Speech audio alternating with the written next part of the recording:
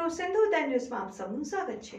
દાહોદ તાલુકાના બાવકા ગામે દીપડાએ હુમલો કરતા ઇજાગ્રસ્ત એકને સારવાર માટે દાહોદના ઝાયડસ હોસ્પિટલ લવાયા। હાજર તારીખ 2 જાન્યુઆરી 2024 મંગળવારના રોજ 10 વાગ્યાની આસપાસ દાહોદ તાલુકાના બાવકા ગામના ગામતળ ફળિયામાં રહેતા 50 વર્ષીય નળવાયા દિનેશભાઈ નેવાભાઈ જે પોતાના ખેતરમાં પાક જોવા ગયા હતા ત્યારે ખેતરમાં ઉભા હતા તે દરમિયાન અચાનક જ ઝાડી ઝાકરામાંથી દીપડાએ દોટ લગાવીને દિનેશભાઈ ઉપર હુમલો કર્યો।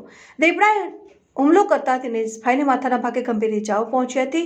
જેમ તેમ દિનેશભાઈ દીપડાના ચંગુલમાંથી નીકળીને રોડ સુધી દોડી આવીને ઘટનાની જાણ પરિવારજનોને કરતા પરિવારજનોએ તાત્કાલિક 108 મારફતે ગંભીર રીતે ઇજાગ્રસ્ત દિનેશભાઈને સારવાર માટે દાહોદના ઝાયડસ હોસ્પિટલ લવાયા, જ્યાં હાજર તબીબોએ તેઓની તાત્કાલિક સારવાર હાથ ધરી હતી। સાહેબ મેં ખેતર ગયેલો 10 વાગે તો અચાનક ઝાડવામાંથી દીપડો નીકળ્યો ને એટલે મને ડાયરેક્ટ પંજાથી પાડી દીધો। પંજાથી પાડી અને પછી મેં એમ કરીને ઘૂરતાયો એટલે પાછો જતો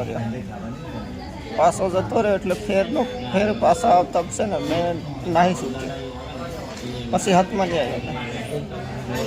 તમે કયા ગામ? બાવકા ગામ તો કયું પડ્યું? નવું ગામ તો